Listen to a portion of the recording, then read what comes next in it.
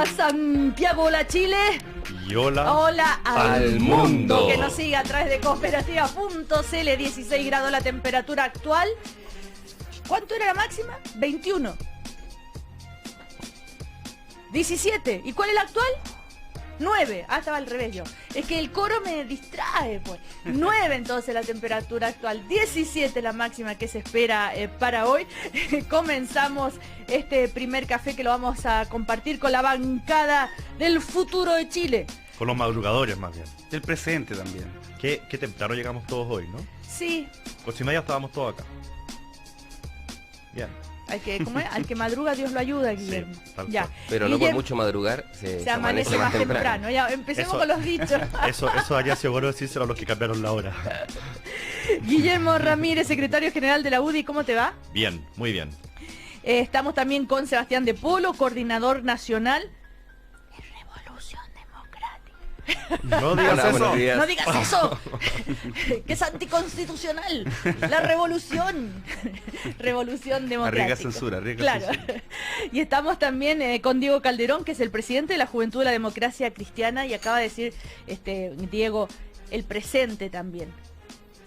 O sea, él se siente un protagonista de la Obvio. política Estamos haciendo actual política hoy día. y con una gran influencia y un gran poder, Diego. No como el de otros, naturalmente.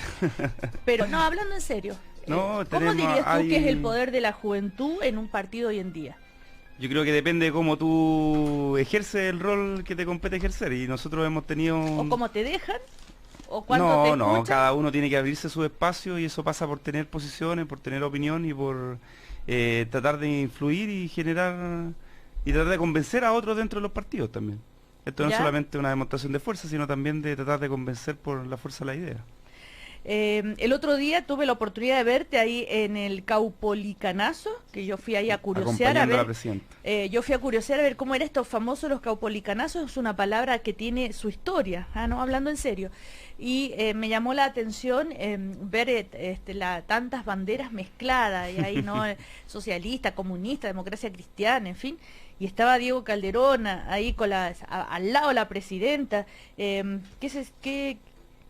No, ¿Cuál es el, contento porque la presidenta desde mediados de año ha hecho en varias oportunidades mención a la juventud de los partidos políticos porque, como ella lo ha señalado, son la esperanza también de la nueva mayoría de continuar este proceso de transformaciones, no solamente en los próximos años, sino también ¿Ya? en las décadas que vienen.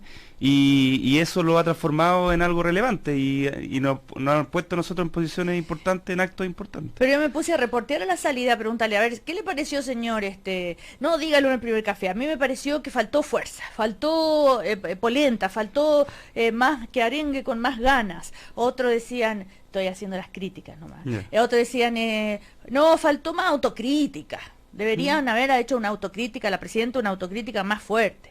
Otros molestos con la presencia de los parlamentarios que los pifiaban duro y parejo, a los Claro. políticos, perdón, a los representantes que estaban ahí.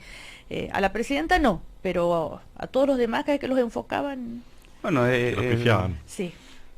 yo creo Fuerte. que la nueva mayoría no hay una excepción en la distancia entre los militantes Sí. de base y los dirigentes partidarios y parlamentarios. Y eso no quiero generalizar, pero sí hay esa sensación y naturalmente lo que uno esperaba de este acto, y es lo que se logró, es tratar de que la gente que está compartiendo día a día con los vecinos, con las organizaciones sociales, tuviera también, recuperara también la energía para seguir defendiendo al gobierno. Claro, porque todo no se salvó ninguno. Si podemos decir, uno, ¿a quién pifiaron más? Al presidente Al aquí, a mi amigo presidente Calderón. del partido. Y unos gritos a veces de la tribuna. Sí, claro, pero es parte de estos actos que son cosas que no se pueden controlar y que Obvio, nacen menos mal espontáneamente. que no se pueden controlar, porque si Nacen no sería censura, pues. Claro. Claro que nacen espontáneamente, pero yo estaba haciendo una lectura, estábamos haciendo pidiendo una lectura más política de lo que significaba eso, nada más. Bueno, Sí, una celebración, y además estábamos celebrando el 5 de octubre, Sí. que ya Ahora, son a mí no me deja 27 llamar la años. atención que De regreso a la democracia. Guillermo que en Ramírez. un acto oficialista se pifea a los presidentes de partido y no a la presidenta de la República. Es como si hubiera una especie, puede ser como una especie de reflejo de un divorcio entre el gobierno y los partidos. Al final, las mismas personas que están ahí sentadas en el Caupolicán, al final reconocen que gobierno y partidos no son la misma cosa. Cuando en realidad la concertación, la antigua concertación, una de las cosas que la caracterizaba era esta compenetración tan fuerte que había entre sus distintos gobiernos y los partidos. Hoy día permanentemente hay fuego amigo, hoy día permanentemente hay quejas también desde los partidos de que el gobierno no los participa en la elaboración de las reformas y los proyectos, y ese divorcio se materializa o en cierta forma se refleja en que en un evento que es del gobierno se termina pero tal vez será que ha cambiado la sociedad, como tanto se dice, que ya parece un lugar común, pero cada vez lo podemos constatar en el grado de exigencia, en fin, entonces que esto que se llama ahora fuego amigo y que antes no existía, tal vez es la demostración de algo que se están atreviendo a hacer y que puede pasar en cualquier conglomerado, por ejemplo, Sebastián. Sí, yo creo que hay una sensación profunda como de desencanto de la ciudadanía con la política en general. Sí, sabemos, y hay poca confianza, y hay una crisis de legitimidad, pero no les importa boicotear sus propios dirigentes o autoridades. Es que yo creo que la crisis de legitimidad no lo legitiman como dirigente por los actos que ellos hacen. Finalmente, si yo no estuve ahí, pero si el senador Pizarro fue el más pifiado, obviamente que tiene que ver con las últimas semanas y lo que ha pasado. Entonces, yo creo que el comportamiento de los representantes y el comportamiento de los dirigentes políticos tiene que cambiar dramáticamente para que la gente vuelva a sentirlos como representantes y no como aquellas personas privilegiadas que por alguna razón un poco que nadie entiende tienen este acceso al poder. O sea, la gente está como no legitimando incluso la institucionalidad más... No sé, esa gente votó por ellos para que fueran presidentes de partido, por ejemplo, pero incluso la militancia de base en distintos conglomerados políticos tiene una desafección con sus dirigentes. Yo creo que sí. y eso va a haber que reconstruirlo, va a costar mucho reconstruirlo, porque supone actos como de sinceramiento, de reconstricción y de disculpas y de acciones que duelan un poco, y que hoy día la clase política todavía como que no comprende la profundidad de la crisis que tiene incluso en sus propias coaliciones y sus partidarios. Entonces, yo creo que es una buena muestra de lo que le pasa al conjunto de la sociedad. Y este es un subconjunto, que es la gente más politizada, la gente que es militante, la gente que se siente movilizada por algún tipo de estos actos. Yo celebro que vuelvan a haber actos públicos y políticos. Yo creo que eso es importante. Por mucho tiempo, de hecho, la misma concertación terminó celebrando el 5 de octubre entre cuatro paredes, y el 5 de octubre no es de la concertación, es de todos los chilenos, es de aquellos que se movilizaron, aquellos que lucharon, aquellos que se pararon frente a la dictadura y que finalmente participaron en esas elecciones. O sea, si tuviéramos la participación que hubo en esa elección, Chile sería otro. O sea, participaba el 90% de los que podían votar. Fue una elección muy masiva. O sea, es un hito republicano y democrático muy importante para la historia del país. Entonces a mí me gusta que la gente se movilice, que la gente vuelva a las calles, que vuelva a la política también a hablarle a la ciudadanía, que haya discurso, que no sea solo todo como operaciones técnicas y de indicaciones y cuestiones que la gente finalmente terminan alejándola de la política. O sea, tenemos que volver a politizar las discusiones, sobre todo porque estamos iniciando un nuevo ciclo donde podemos volver a preguntarnos qué queremos para el Chile del futuro. Bueno, nos acompaña como cada mañana la Universidad Alberto Hurtado. Ser migrante es más que llegar con maleta y ganas de triunfar a un país extranjero, más incluso que morir cruzando los mares europeos y ser noticia por eso. Del desafío de humanizar la migración tratan los libros Rutas Migrantes, Habitar, Festejar y Trabajar de Walter Imilan, Francisca Márquez y Carolina Stefoni. Publicación que se presenta hoy en la Universidad Alberto Hurtado. Cambia el mundo, Universidad Alberto Hurtado. ¿Qué más?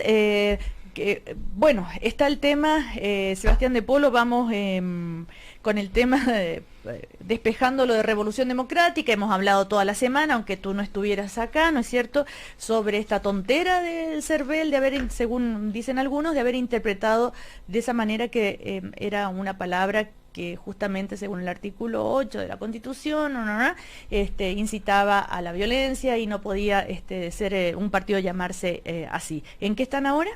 Nosotros el viernes presentamos al CERVEL una apelación a la resolución y en el proceso en el que estamos con ellos. Y yo creo que primero agradecer como la solidaridad transversal que ha tenido desde, no sé, Andrés Chadwick, digamos, y que uno no esperaba, y yo creo que eso es importante, hasta Carlos Peña, el domingo, o sea, Sí, efectivamente esto nos muestra que todavía vivimos en cierto orden institucional que es muy antiguo, que no se ha actualizado y que es necesario actualizar. O sea, la discusión constitucional tiene que ver con este tipo de cosas. Claro, cuando nadie molesta mucho no se nota, pero cuando efectivamente hay un proyecto político más transformador y quiere empujar ciertos límites, el sistema institucional se defiende. Entonces yo creo que hay un poquito de descriterio del CERVEL, pero además el problema de fondo es la ley de partidos políticos y la Constitución, y qué rol le damos a la política a la hora de construir futuro, de construir ciudadanía, de construir o reconstruir este vínculo entre la ciudadanía y la política. Entonces, nosotros lo que estamos como más es esperando que el CERVEL rectifique su resolución, que cerremos el proceso y que podamos invitar a la ciudadanía a firmar por nosotros en notaría, firmar por Revolución Democrática y constituir el partido en las máximas regiones posibles. ¿Qué opina, señor Guillermo Ramírez, usted de ese tema? Yo creo que hay una mala interpretación de la norma. ¿Es una norma? Sí, claro, las leyes ¿Así son se normas. llama? Sí, normas. Y la verdad es que me llamó la atención la argumentación. Yo creo que fue un error, y yo creo que es un error subsanable, y yo creo que Revolución Democrática lo va a subsanar, y yo creo que ojalá que puedan seguir adelante con su proyecto de inscribir su partido político. Es evidente y para todo el mundo resulta obvio que yo comparto aproximadamente el 2% de los planteamientos de Revolución Democrática, y que probablemente nunca, o con toda seguridad nunca, vote por ninguno de sus candidatos, pero esto es democracia y la política es así, y que surja un movimiento como Revolución Democrática es positivo, los debates que se generan son productivos, y la verdad es que yo les deseo la mejor de la suerte en su proyecto, y ojalá que se puedan constituir luego como partido con el nombre que ustedes han definido. Me parece que eso es lo que corresponde. ¿Hay algún otro nombre de partido que podría ser cuestionado? Por ejemplo, muchos decían, bueno, fuerza pública también. Sí, mira, yo considero que comparto en que el problema aquí es de la interpretación que dio el CERVEL respecto a la norma. A mí me parece bien que haya ciertos límites respecto de cuáles son los nombres de los partidos. Creo que también hay que ir más bien, no a palabras específicas, sino más bien al concepto, porque cuando se habla de Revolución Democrática a mí me hace sentido. Sería absurdo que en Chile se hubiese prohibido la inscripción de la candidatura de Eduardo Frei Montalva porque su lema era Revolución en Libertad. Su idea era precisamente la defensa del orden institucional y la transformación del orden institucional. Pero ese artículo de la Constitución, que es la Constitución del 87, ¿no? La ley de partidos políticos. La ley de partidos políticos. En la época de Frei Montalva no estaba. No, claro, pero entonces, me refiero quisiera que una reflexión sobre eso. Si esa, que absurdo el concepto. No, si la norma es evitar... ¿Ustedes en una nueva Constitución cambiarían ese? No, ¿eso? El espíritu de la norma es que no existan movimientos políticos que llamen de alguna forma a la violencia. O sea, o incitar al odio. O incitar al odio. O sea, yo creo que está bien que no hayan partidos que se llamen, no sé, por la muerte de los judíos. No, a mí yo encontraría que eso es inaceptable. O Partido Golpista de Chile, tampoco. Entonces, está bien que existan límites, que la norma exista, está bien. Lo que pasa es que aquí se malinterpretó. La palabra revolución para mí no significa lo que el CERVEL dice que significa. O sea, uno habla de revolución tecnológica, uno habla de la revolución del fútbol, de San Paolo, lo que sea. Entonces, yo la verdad es que creo que la interpretación de la norma está mal, y por eso digo que creo que lo que pasó con el CERVEL o la resolución del CERVEL es un error, y yo creo que debe subsanarse. Pero que exista una norma que establezca ciertos límites y que esos límites sean la no incitación al odio, me parece bien. Y por lo demás es una norma que existe en prácticamente todos los países desarrollados del mundo, particularmente en Europa. Después de la aberración que ocurrió en la Segunda Guerra Mundial y del imperio nazi, pues, ya no solamente fue Alemania, pero existen ciertas limitaciones a cómo te puedes llamar y a cuáles son las ideas que tú puedes en el fondo impulsar. Y ese límite es, la incitación al odio. No puede haber incitación al odio. Justamente, escuchemos lo que hace unos días a propósito de este tema, la explicación que dio justamente el director del CERVEL, Patricio Santamaría. Se planteó que de conformidad al artículo 8 de la ley 18.603 de partidos políticos y las normas constitucionales vigentes, la palabra revolución se trata de un término que está prohibido para utilizar como nombre de partido político, así como se impide imágenes contrarias a la moral, símbolos, banderas, uniformes, etcétera, etcétera. Hay una serie de normas que están en la ley. servicio electoral lo que puede hacer es hacer estos reparos y solicitar que los requirentes puedan o regularizar la situación. Aquí lo que ocurrió fue precisamente una solicitud de invalidación de la resolución que establece esos reparos, y como esa solicitud no está en la ley, tuvo que ser rechazada. Lo que no significa que se haya rechazado la inscripción del partido o el nombre de Revolución Democrática. O ¿Quedó sea, claro?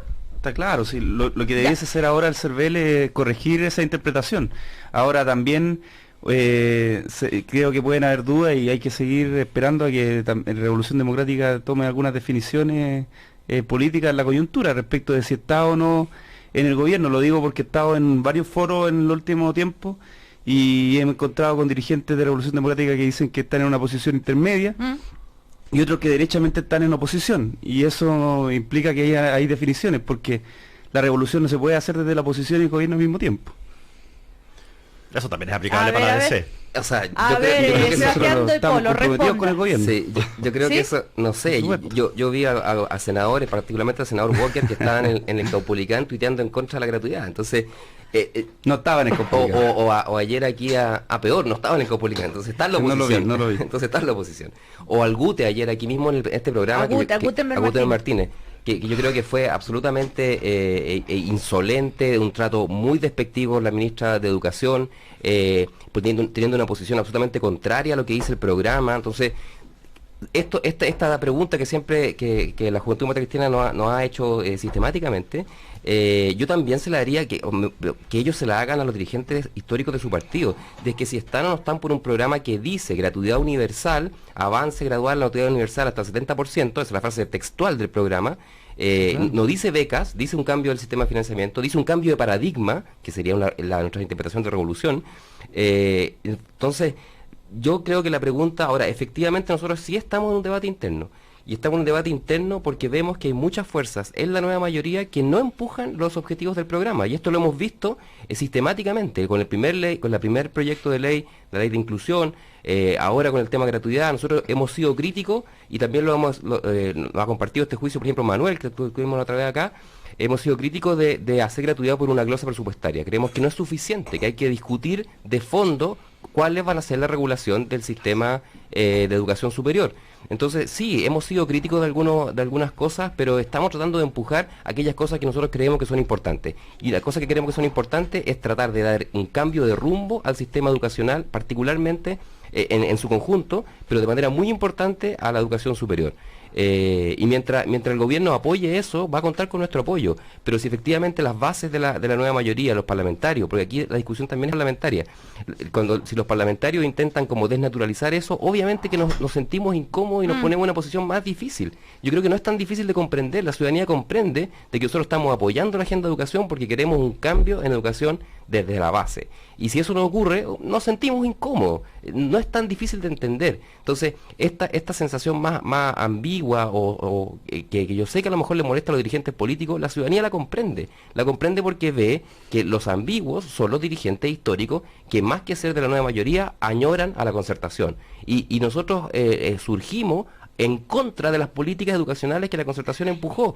Entonces, nuestra coherencia interna, es decir, si no cambiamos estas políticas profundamente, no vamos a apoyar a la concertación o al tipo de políticas que la concertación hizo. Porque del 2006, o sea, está bien, hablamos de esa constitución del 80, hablamos de la dictadura, pero el CAE es una política relativamente reciente. Entonces, esas cosas nosotros vamos a seguir peleando porque creemos que hay que construir de verdad un nuevo ciclo político y no quedarnos anclados en los Gutenberg Martínez, en los Ignacio Walker, que sistemáticamente torpedean la acción del gobierno. A ver, aquí ¿quién acaba de decir eso? Insisto, es Sebastián de Polo, yo no fui, a mí no me echan la culpa. Coordinador Nacional de Revolución Democrática. Diga, señor, Sí, ahora habla el presidente de la Juventud de la Democracia Cristiana, Diego Hay que Calderón. distinguir. Yo lo que considero, y voy a insistir en esto ambiguo y un poco incoherente, es señalar que estamos con con la reforma, estamos con su finalidad, su objetivo, estamos con en el Ministerio de Educación, estamos presentes en la gestión del gobierno y sin embargo hacia afuera decimos que no somos gobierno, porque de alguna forma queremos ser parte de los beneficios, pero no ser cómplice de los errores que se pueden cometer naturalmente en cualquier gestión de gobierno. Y por otro lado, respecto a las críticas a la democracia cristiana, yo quiero señalar en que cada una de las reformas que se han puesto en votación, la democracia cristiana la ha respaldado unánimemente. ¿Y por qué? Porque nosotros hemos comprometido con estar con la presidenta Bachelet y estar con este programa de gobierno. Ahora, eso no significa que nosotros no podamos tener críticas como la tienen todos los partidos de la nueva mayoría. Y las manifestamos y tratamos de mejorar y perfeccionar los proyectos. En materia de educación no nos hemos movido una línea del programa de gobierno. Lo que hemos estado en discusiones respecto a una posición transitoria que es la del año 2016 respecto a la discusión de fondo en educación superior, ahí sí es un tema que hay que ver en el próximo año una vez que se presente el proyecto de ley por parte del ministerio. Guillermo Ramírez. Muy breve, yo creo que los dos tienen razón. Yo sé que son posiciones que pueden ser contradictorias, pero tienen razón porque la democracia cristiana ha sido totalmente inconsistente. Sebastián tiene razón en que la democracia cristiana ha criticado fuertemente y ha sido una oposición mediática a las reformas del gobierno, eso es verdad, y Diego tiene razón en que la democracia cristiana ha apoyado cada uno de los proyectos del gobierno, y eso ha sido justamente lo que nosotros hemos criticado, mientras el senador Walker, por ejemplo, sale criticando con dureza, o otros senadores o otros parlamentarios, proyectos como el de educación, a la hora de los que hubo, votan con el gobierno, critican el proyecto de aborto, dicen que se van a oponer, que es muy permisivo, pero a la hora de votar, votan con el gobierno, tienen sus críticas y sus dudas respecto a la reforma laboral, las plantean, pero a la hora de votar, votan por el gobierno. Porque el gobierno se abre a modificación a los proyectos de ley que son modificaciones en la línea de lo que plantea la democracia cristiana. Eso no pasó ni en la reforma tributaria y pasó de una manera, en mi opinión, bastante, ¿cómo decirlo?,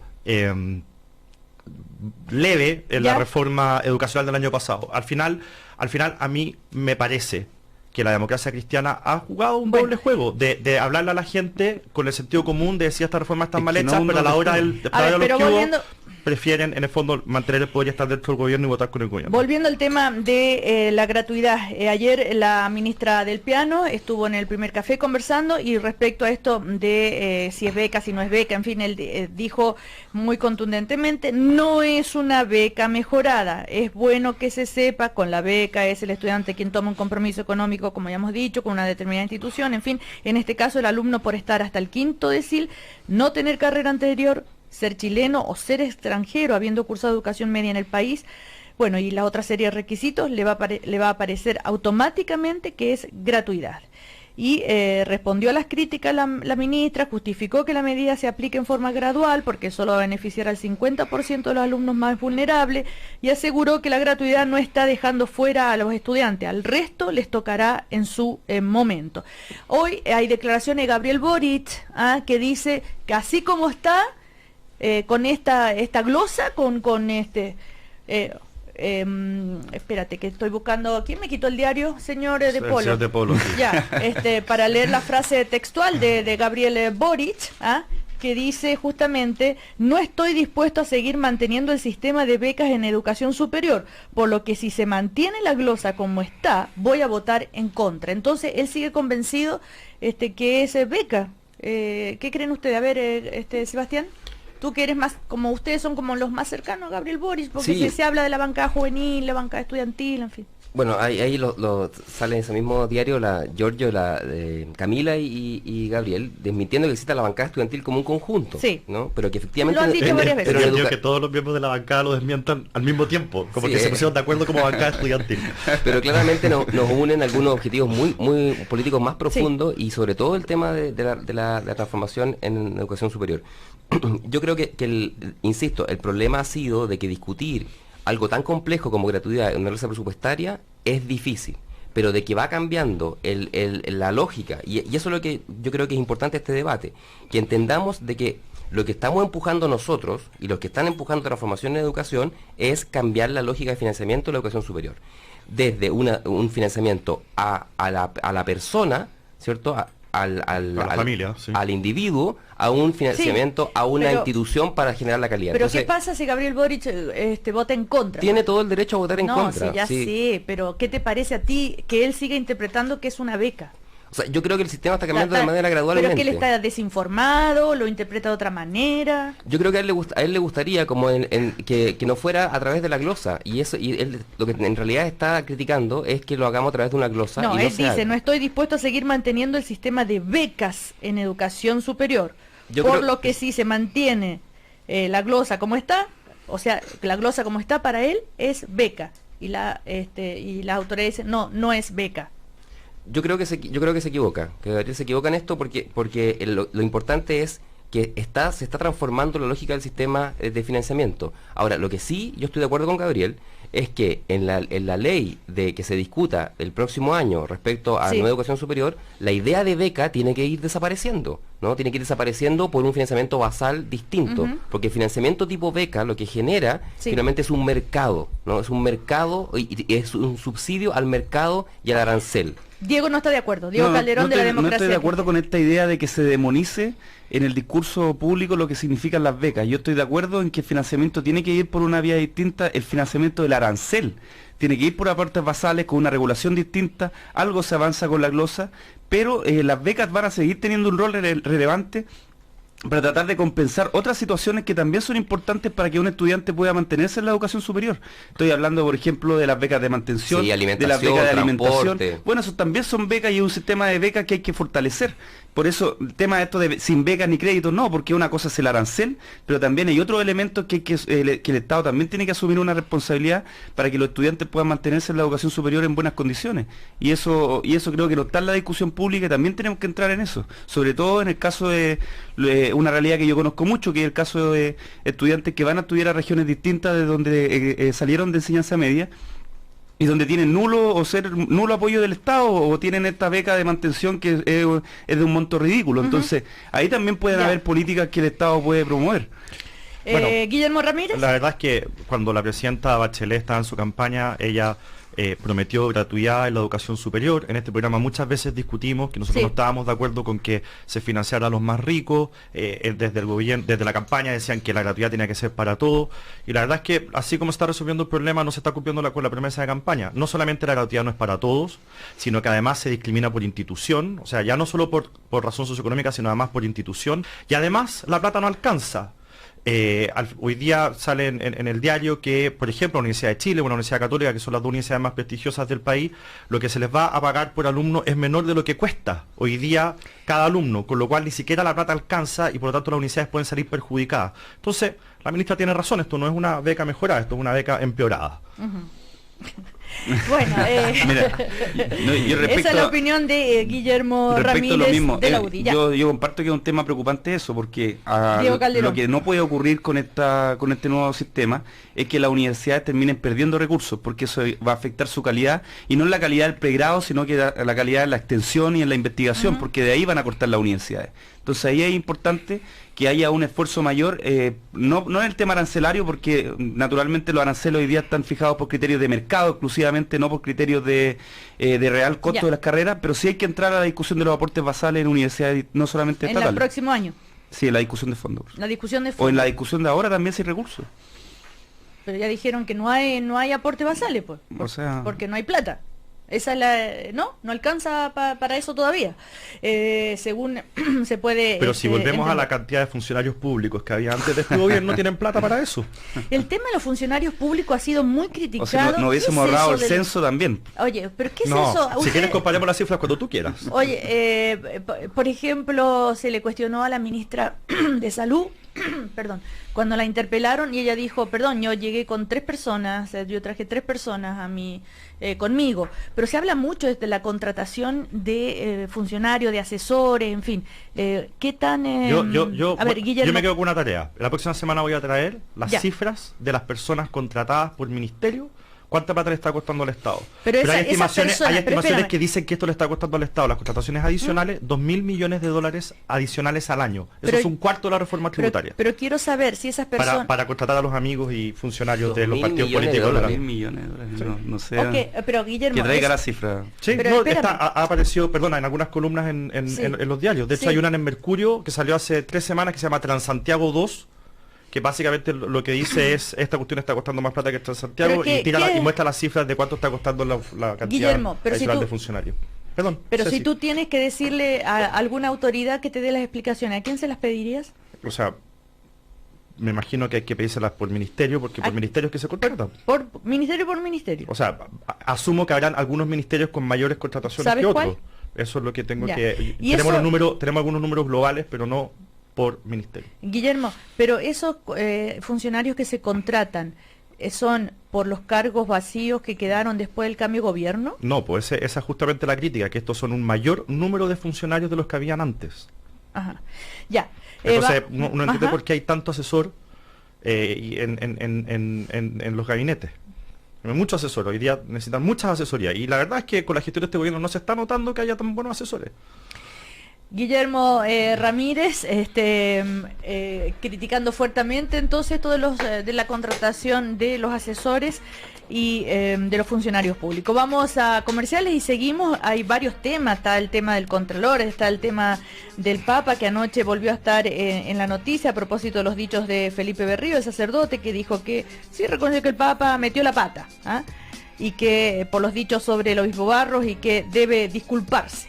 Y hay más noticias en ese ámbito. Hay otras cartas que se han publicado del cardenal Errázuri a Caradima, donde le da gracias al Señor, Errázuri, por el término de la investigación judicial por abusos sexuales. Eso fue, por supuesto, hace unos años.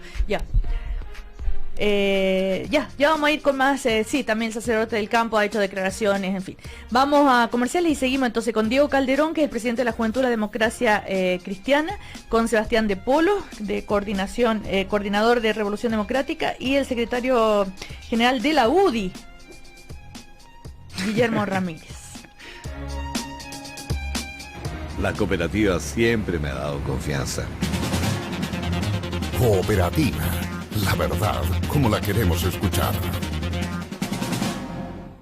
Hoy, disfruta y deja tu futuro en manos expertas. Compañía de seguros con futuro. Seguros de vida, APB, rentas vitalicias. Con futuro, somos CCHC. El acceso en línea a la información mejora la gestión de los gobiernos y el desarrollo de los países. ¿Cómo preservar el valor ciudadano de Internet? Cambia el mundo. Universidad Alberto Hurtado. En Confuturo te aconsejamos que simplemente disfrutes hoy y dejes tu futuro en manos expertas. Por eso, si quieres bailar, hazlo hoy. Abraza hoy. Hoy ríe.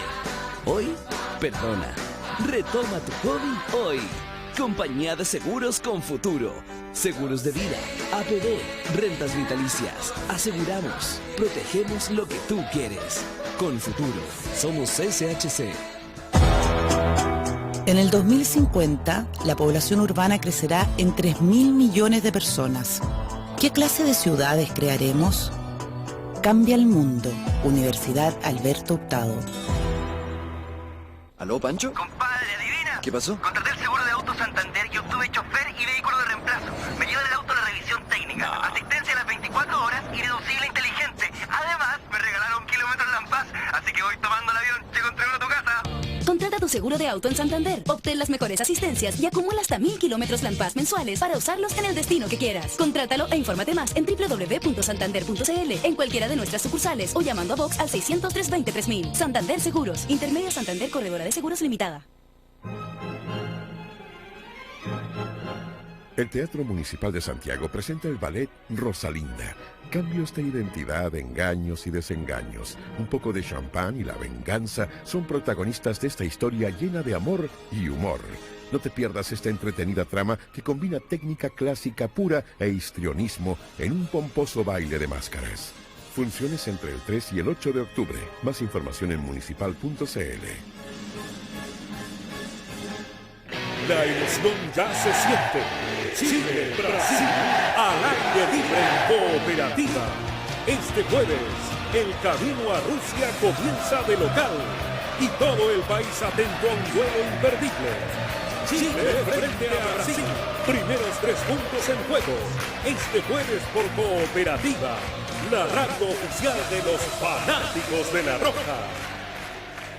Pedir un superavance en Tiendas París es igual a Tener unas super vacaciones. Cambiar la parrilla a gas por un super quincho. Recibir un super regalo para mi cumpleaños.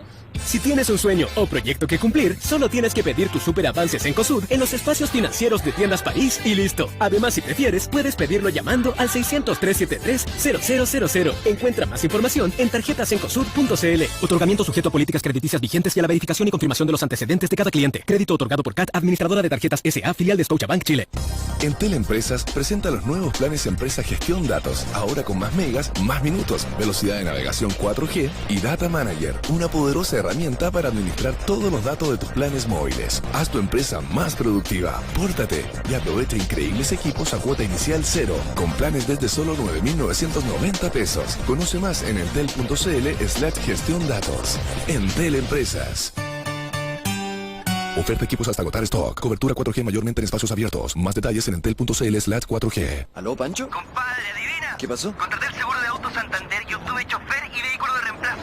Me llevan el auto a la revisión técnica, asistencia a las 24 horas y deducible inteligente. Además, me regalaron kilómetros Lampaz, así que voy tomando el avión. Llego entrego a tu casa. Contrata tu seguro de auto en Santander, obtén las mejores asistencias y acumula hasta 1000 kilómetros Lampaz mensuales para usarlos en el destino que quieras. Contrátalo e infórmate más en www.santander.cl, en cualquiera de nuestras sucursales o llamando a Vox al 600-320-3000. Santander Seguros, Intermedia Santander Corredora de Seguros Limitada. Cuarta Conferencia Internacional Ciudad 2015. Regeneración Urbana. 9 grados.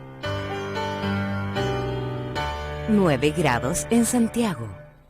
La Cámara Chilena de la Construcción invita a la Cuarta Conferencia Internacional de Ciudad 2015, Regeneración Urbana. Destacados expositores internacionales, entre ellos Ken Livingstone, exalcalde de Londres, y Roxana Slavcheva, de la Unidad de Estudios de The Economist, nos entregarán su visión de cómo el crecimiento urbano permite avanzar hacia ciudades más integradas y sustentables. Miércoles 21 de octubre de 8:30 a 16:30 horas en Espacio Riesgo. Inscripciones en www.conferenciaciudad.cl. Cámara Chilena de la Construcción. Obra de constructores, obra de todos. Cooperativa. 23 minutos para las 10. 23 minutos para las 10. Continuamos conversando y compartiendo el primer café con los invitados de hoy en una nueva mañana en Cooperativa.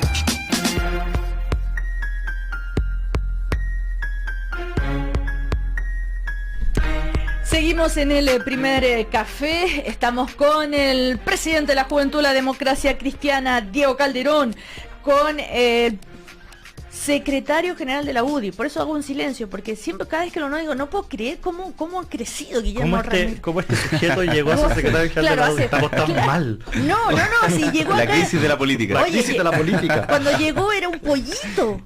Son 4 años ya. Después de 4 años, mira dónde llegó. Son 4 años ya. O sea, tú dices el primer café es un trampolín. Un lugar de crecimiento. No. Espiritual, político, de todo tipo.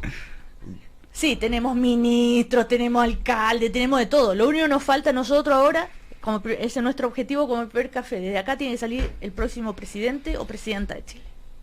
El próximo.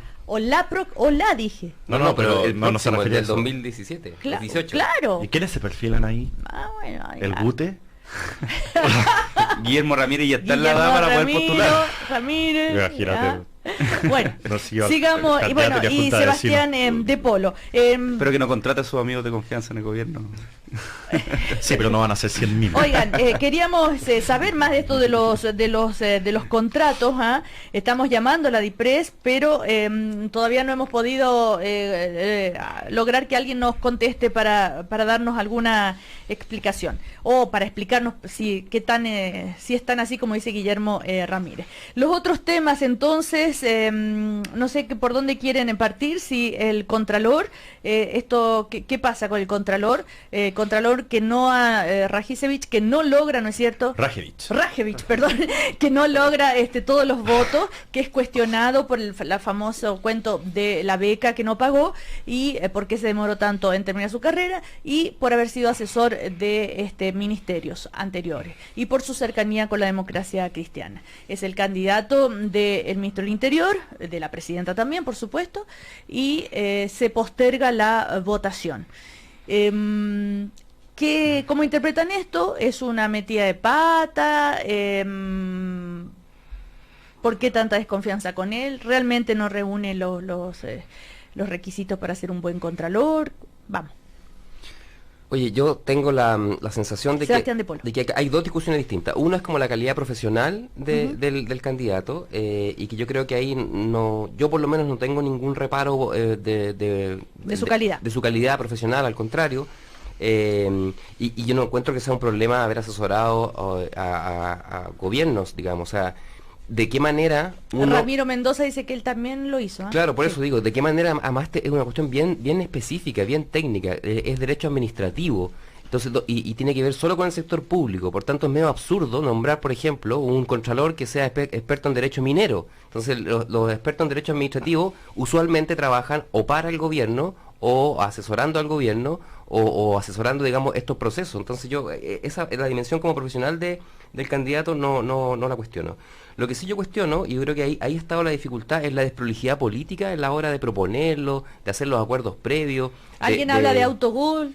Claro, o sea, en los Twitter estoy diciendo. Y de nuevo te muestra como la distancia que hay entre la coalición que apoya al gobierno y el gobierno. Entonces, yo encuentro que lo que está aquí es mucho más político que técnico. O sea, yo creo que las acusaciones técnicas a la persona están escondiendo el juicio político que le están pasando un poco la cuenta. ¿A quién? A la desprolijidad de Burgos. Y finalmente eso es lo que termina. Él lo mismo lo dice el domingo en el Mercurio. Sí. Él dice, bueno, si esto no resulta, es mi responsabilidad. Es mi responsabilidad. Ahora, el tema es, por ejemplo, que genere desconfianza. Una ciudadana anoche me decía, no puede ser, por más lo que sea, una persona que no pagó la beca y que después diga que porque no le comunicaron, no supo, en fin, todos los argumentos respetables que ya hemos escuchado del señor Rajevich, ella dice, no puede ser contralor porque yo no le hago confianza. Él no debería haber aceptado ser candidato. Y esto lo decía alguien desde fuera, no desde la política. Es su sensación. Porque, ¿qué es el contralor? Esa es la pregunta. Es la máxima autoridad en el sentido de que la garantía de que del control de los actos administrativos. Claro, del ¿no es cierto? Las cosas se hagan según la ley y los procedimientos. Transparente y todo lo demás. Entonces dice, ¿con qué cara, me decía esta persona, era una doctora, ¿con qué cara él puede ir a controlar y cuidar que, por ejemplo, que se paguen las becas? No, y me parece que ayer hubo una exposición Diego Calderón. Bien brillante del candidato a Contralor. Sí. Creo que se realizaron varias preguntas que eran bien al hueso respecto a varios temas que se han estado ventilando por la prensa, y me parece que las respuestas de él son bastante adecuadas respecto a varios casos que se han tratado de transformar en polémica. Y a mí me parece que quiero hacer dos comentarios. Uno, primero, que creo que esto no puede transformarse solamente en un tema político, porque la importancia de la Contraloría para el buen funcionamiento del Estado es clave, y transformarlo esto en un gallito entre el ministro Burgos, entre si está poniendo su capital político en juego, creo que no es la discusión que debiésemos estar teniendo, sino si el nombre que ha propuesto la Presidenta de la República, no el ministro de Interior, es un buen nombre para asumir la Contraloría. Y a mí me parece que ahí hay dos temas que hay que tratar. Uno es lo que se dice relación con la independencia. Yo creo que muchas veces se busca en estos tipos de cargos que venga un marciano, alguien que nunca ha estado vinculado con el Estado, que nunca ha estado vinculado con partidos políticos, que nunca ha tenido una opinión política. Pero el tema de la beca, ¿no? Más allá de la... Porque no, ayer, por ejemplo, pero una de las opiniones es que es cercano a un partido político que trabajaba con el gobierno, y a mí me parece que eso no lo inhabilita en lo absoluto para ser candidato a Contralor. Pero ayer Gutenberg Martínez planteaba la propuesta o su convicción que debería ser alguien de oposición al gobierno. Sí, lo que pasa es que eso tampoco tiene mucho sentido, porque el Contralor dura 8 años en su cargo y no estamos pensando que el próximo gobierno puede ser de una línea distinta. Entonces, que creo que no lo va a hacer, pero igual hay un tema ahí que no dice relación con el nombramiento del Contralor. Y por otro lado, es que estamos hablando de temas de Estado. A ver, pero ¿por qué? Y por otro lado, entrar a la discusión de fondo, que es cómo funciona hoy la Contraloría. Solo dar un dato. Hoy el Contralor, una persona, tiene 2.000 funcionarios de exclusiva confianza. Él nombra 2.000 funcionarios de la Contraloría. O sea, es evidente que hace falta una mejor organización y una modernización de la Contraloría. Pero de hecho, es una promesa incumplida de Ramiro Mendoza, el anterior Contralor. Él cuando asumió con todo un empuje modernizador, pero que finalmente, no sé si por presiones políticas o por falta de presupuesto o por falta de voluntad, pero no se realizó. Y los funcionarios de Contraloría están como porque sea un funcionario de carrera el que asuma la Contraloría. Pero el solo hecho de que dirigentes políticos piensen en si es de gobierno o de oposición, como ustedes, como tantos, ¿pero cómo? ¿Por qué hay que tener en cuenta eso? ¿No tenemos confianza 100%? ¿No deberíamos confiar 100% en una persona que va a estar a cargo de la Contraloría? ¿Por qué entrar ya a pensar eso? Ya quiere decir que ninguno va a dar garantía total, Guillermo. Lo que pasa es que uno tiene que volver, y tú lo decías al principio, uno tiene que volver a la naturaleza de lo que es la Contraloría. La Contraloría está para fiscalizar, para controlar los actos administrativos del gobierno, el uso adecuado de recursos públicos, etcétera. Sí. Tiene una cantidad de funciones importantes. Del Estado. Es tan del Estado, ¿no? Del Estado. Del Estado. Es tan importante el rol fiscalizador y su independencia que la ley establece que una vez electo el Contralor nadie lo puede remover. La presidenta o el próximo presidente o lo que sea, no lo pueden remover porque justamente lo que se busca es que si el Contralor empieza a ser muy buen fiscalizador al gobierno de turno, el presidente no lo saque. Entonces, la misma naturaleza del cargo existe que esta persona tenga ciertos grados de independencia. Yo creo que Diego extrema el argumento cuando él dice, están pidiendo que sea un marciano. No estamos pidiendo que sea un marciano, estamos pidiendo que sea alguien que tenga una sana distancia con la política. Y para eso hay funcionarios de carrera al interior de la Contraloría, para eso hay académicos expertos en derecho administrativo que jamás han participado en ningún partido político, y los hay, y esos candidatos existen, y el gobierno ha preferido presentar un candidato que tiene una militancia política clara, que tiene una cercanía con un partido, que es el partido Diego, clara, y todo el mundo lo sabe, y en parte, incluso los senadores de la nueva mayoría. Pero Ramiro Mendoza, por ejemplo, yo le preguntaba ayer, y me decía Gutenberg Martínez, Ramiro Mendoza sí es de derecha. Pero Ramiro Mendoza nunca ha militado en un partido de derecha, nunca trabajó para un partido de derecha, nunca participó en una campaña de derecha, y de hecho Ramiro Mendoza por sus cualidades... Rajevich sí. Perdona, y por sus pero cualidades... Rajevich sí... yo te conté que ha participado... ¿Sí? ¿En campaña? Sí. Y déjame decirte una cosa, hasta donde yo entiendo, Ramiro Mendoza, antes de ser Contralor, había asesorado incluso a gobiernos de la Concertación por su... Justamente dice que es de derecha, pero justamente por su impecable currículum y calidad en derecho administrativo. Entonces, lo que yo estoy tratando de transmitir simplemente es, yo personalmente creo que y en eso estoy con Sebastián, que las cualidades profesionales y técnicas de Rajevich no están en discusión. Y yo creo que nadie lo ha discutido. Si aquí el problema y la discusión de fondo es, una persona que está a cargo de fiscalizar al gobierno, puede ser alguien que en cierta forma tenga una cercanía muy fuerte con uno de los partidos de gobierno. Pero, ¿qué es lo que cuestionan más ustedes? ¿La cercanía con la democracia? Porque es demócrata, era cercano a la democracia cristiana, militante. O el tema de la beca, porque la ciudadanía lo que cuestiona no es lo de la democracia cristiana, sino la beca, eso es lo que indigna. Yo estoy dando las razones de por qué la oposición está rechazando este nombramiento. Esa es la razón, no lo de la beca. Esa es la razón. Ya. ¿Y qué opinan ustedes de lo de la beca? Debería haber dicho, ¿sabes qué? Yo tengo esto y hoy día está la ciudadanía tan exigente y tan minucioso todo, se revisa todo, que nos vamos a meter en un lío. Pero Cecilia, él lo explicó Diego ayer. Calderón. Si a ti no te notifican que tiene una deuda. Pero él no sabía. Por eso. No sabía. Se olvidó. Pero si no se le notificó y prescribió la deuda. A ver, yo comprendo la indignación. Sebastián de Pol. Yo comprendo la indignación ciudadana, pero porque efectivamente eso estamos con una piel muy sensible claro. a los temas de privilegio, de la sensación de abuso, la sensación de que entre cuatro paredes se cortan cosas, digamos, pero también tenemos que ser capaces de evaluar razones. Y evaluar los argumentos que se nos dan. No nos podemos quedar tan solo con los titulares o los 140 caracteres de Twitter o con la cosa fantástica que hace, no sé, un titular de Facebook, digamos. Entonces, yo creo que cuando uno entra un poco más al detalle, y eso también es responsabilidad ciudadana, no solamente indignarse, sino que también informarse. Yo creo que cuando uno entra un poco más al detalle, la explicación, por lo menos a mí, me parece razonable, la explicación que da el candidato. Otra cosa es esta como que aquellos que se oponen a su nombramiento, como lo ha dicho recién Guillermo, han ocupado lo de la beca como para indignar a la ciudadanía porque tienen un punto político que hacer atrás. Y tienen la justicia de hacer ese punto político, pero lo que no tienen, lo que yo creo que lo que estamos viendo de nuevo en este caso es que la cultura binominal de la política es que si gobierno yo el otro, tú tienes algo en contra, se tiene que ir transformando. Entonces, la oposición de derecha al gobierno casi que está pidiendo que sea un hombre de sus filas. No hemos pedido eso. Y yo creo que ese es un error también. Es que no hemos pedido eso. Guillermo, bueno, volviendo para precisar lo que dijo Ramiro Mendoza, el ex contralor, sobre este tema.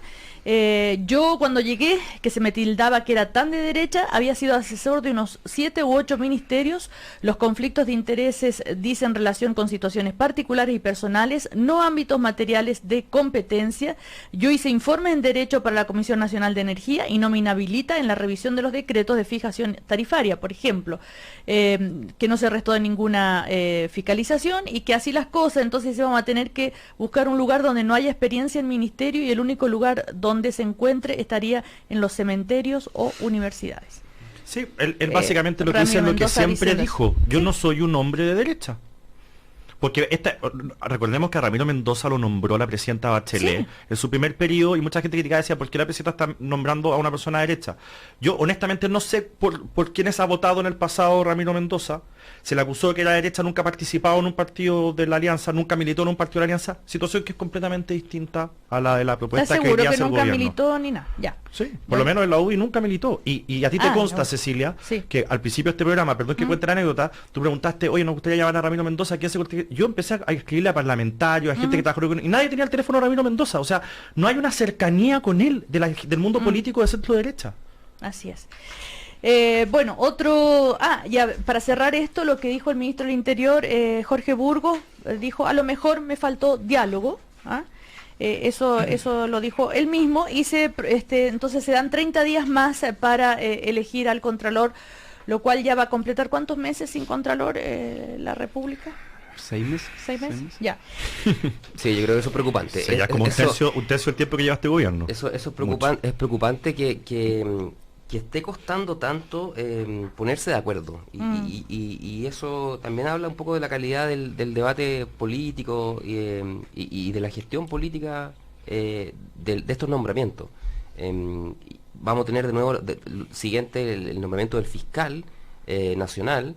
Yo creo que esa va a ser otra de estas tensiones, y yo espero que se haga de mejor manera. Digamos. Yo quiero recoger lo que dijo la presidenta del PS, Isabel Allende, el senador de la UDI, Víctor Pérez, y otros. Ayer hubo declaraciones respecto al tema del fiscal nacional que a mí me gustaron mucho. Hay una conciencia transversal que para dar una señal de total y absoluta imparcialidad del nuevo fiscal nacional, es importante que el nombre que elija la presidenta cuente con la unanimidad de los senadores, de tal manera de que no quede en duda de que no es una persona cercana a aquí o a allá, y que no tiene una preferencia política de aquí o allá. Lo estoy diciendo por los casos judiciales y las investigaciones que se están llevando a cabo respecto al financiamiento de la política.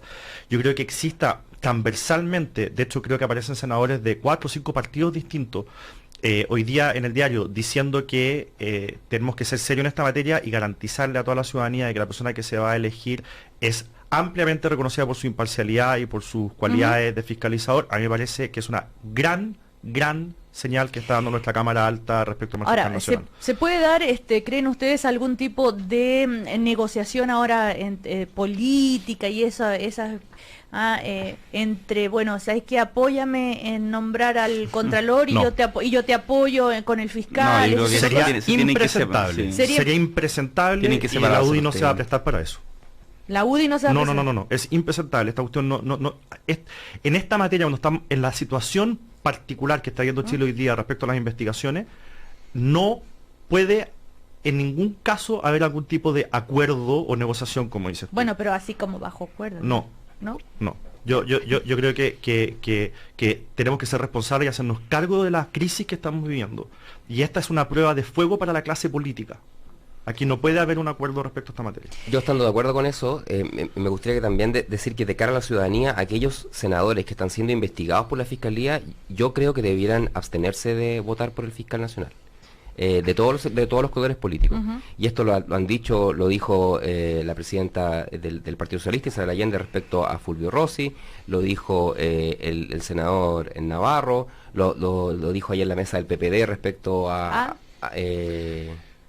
Pero lo dijo también, ¿no? Sí. Entonces, yo creo que si hay una señal hacia la ciudadanía, el senador Tuma, claro, pero si hay una señal hacia la ciudadanía, es que aquellos que hoy día están siendo investigados por la Fiscalía y que tienen el derecho a ser inocentes, ojo, yo digo eso, tienen el derecho a probar que son inocentes, pero aquellos que hoy día están siendo investigados por la Fiscalía debieran abstenerse de votar en la decisión de fiscal nacional. Esa sería una muestra de transparencia hacia la ciudadanía, compartiendo que además sería impresentable una negociación entre Contralor y Fiscal Nacional. Diego, nos quedan 4 minutos. Vamos. Yo estoy de acuerdo en que hay que separar las votaciones y la discusión respecto del Contralor y del Fiscal Nacional.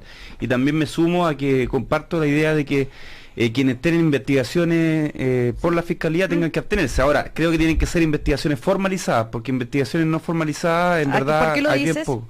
Sí, porque en general una investigación no formalizada es bien poco lo que se ha avanzado en torno a determinar responsabilidades. Por lo tanto, una investigación formalizada ya hay una imputación de cargo.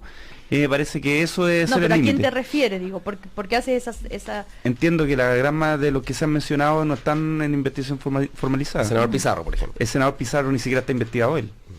A propósito, él dijo que si, como le piden, ¿no es cierto?, que dice, si a mí me piden que me inhabilite, esto podría llegar incluso hasta la Presidenta de la República, o sea, se tendría que inhabilitar ella por el caso Cabal, o sea, que paren el Lo que pasa es que deseo, uno de los ¿no? fiscales de la quina es justamente el fiscal que ha investigado el caso Cabal. Claro.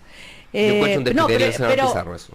Pero no, él lo dice respecto, el parlamentario dice, ha enfrentado estas críticas, estaba leyendo acá la tercera, y dice, a propósito de las asesorías de su hijo, en fin, dice que solicitar una inhabilidad en su caso generaría un debate complejo para la propia mandataria, cuyo hijo, Sebastián Dávalo, enfrenta un proceso judicial por el caso Cabal. A eso se refería. Sí. ¿Están de acuerdo con él? Lo que pasa es que la investigación en su caso no es a él, es a la sociedad de los hijos, y por otro lado no se puede hacer, y además no es una investigación formalizada, que lleva 5 meses sin resultado. Pero le encuentras razón, entonces, que podría, si vamos con esa, Claro, vamos a llegar hasta la presidenta. Si uno empieza a extender la ok. responsabilidad a los familiares, podemos llegar a un límite bien ¿Y insospechado. por qué estás en desacuerdo, Sebastián, tú? Yo estoy en desacuerdo porque, de nuevo, lo que estamos tratando de hacer es dar una señal política clara para que la gente vuelva a confiar en los partidos políticos.